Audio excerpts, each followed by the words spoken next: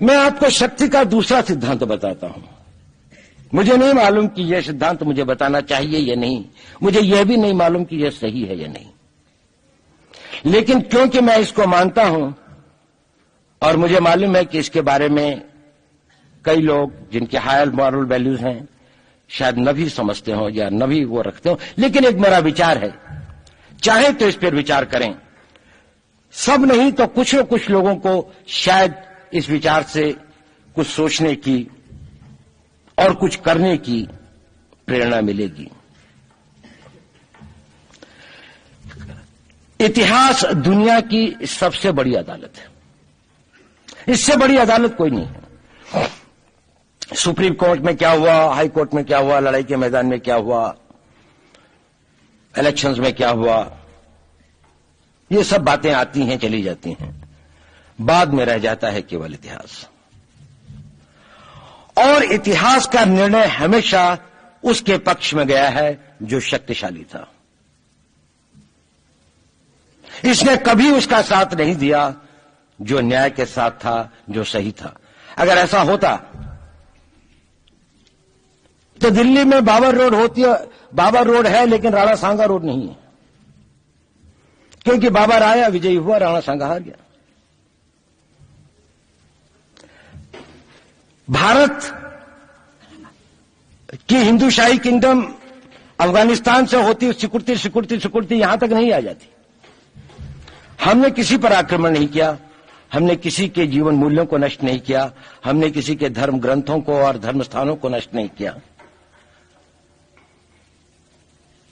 शायद हम न्याय संगत थे, शायद सत्य भी हमारे पक्ष में था, लेकिन शक्ति हमारे साथ नहीं थी। इसलिए इतिहास ने हमें उसकी सजा दी। इतिहास ने हमेशा उनको सजा दी जिन्होंने विचारों को कर्म से और न्याय को शक्ति से अधिक महत्व दिया।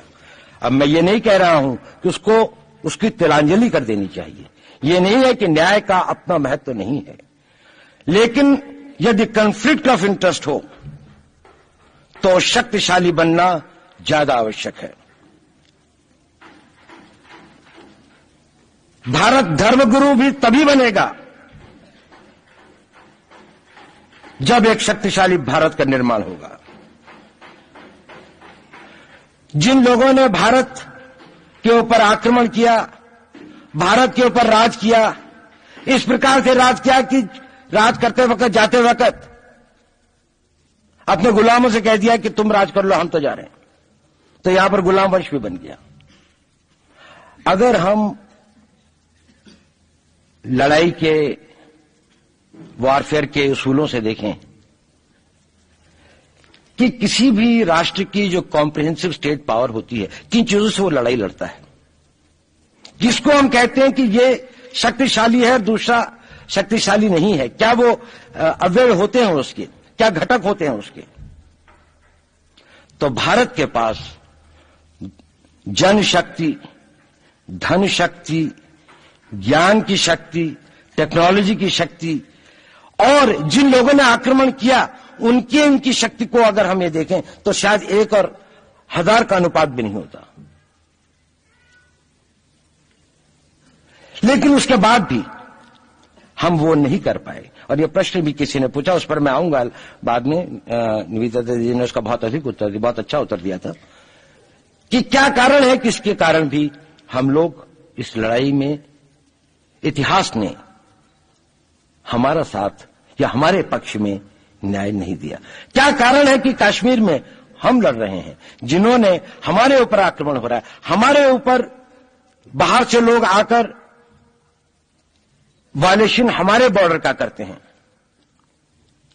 इन्फिल्ट्रेटर्स हमारे यहां आते हैं, जबकि पूरा का पूरा कश्मीर भारत का भाग है, अभिन्न भाग है। कानून के अनुसार वहां के राजा ने यह हस्ताक्षर किए, हमें दिया।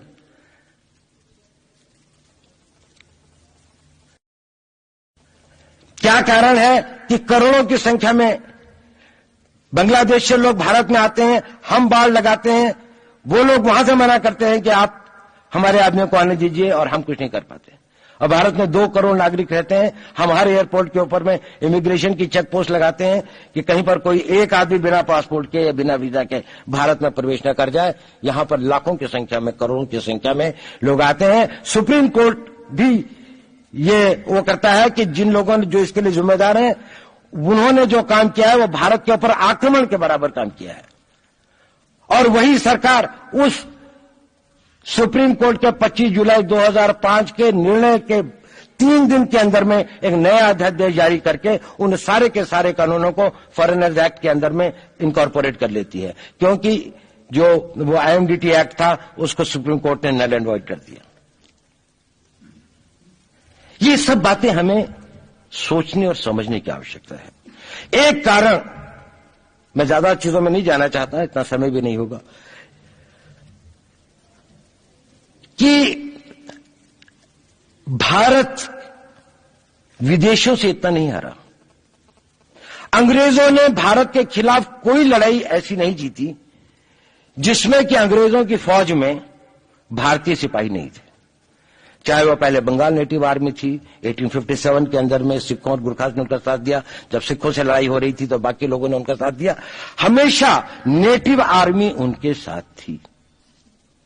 जब जब आक्रमण वेस्ट से हुआ,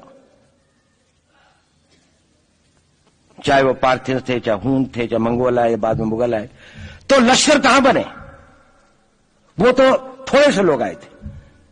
लश्कर बने काबुल में, जिस वक्त तो इस्लामाइज भी नहीं हुआ था, लाहौर में, सरहंद में। हिंदुस्तानियों को हराया है तो हमेशा हिंदुस्तान के लोगों ने साथ नहीं दिया देश का।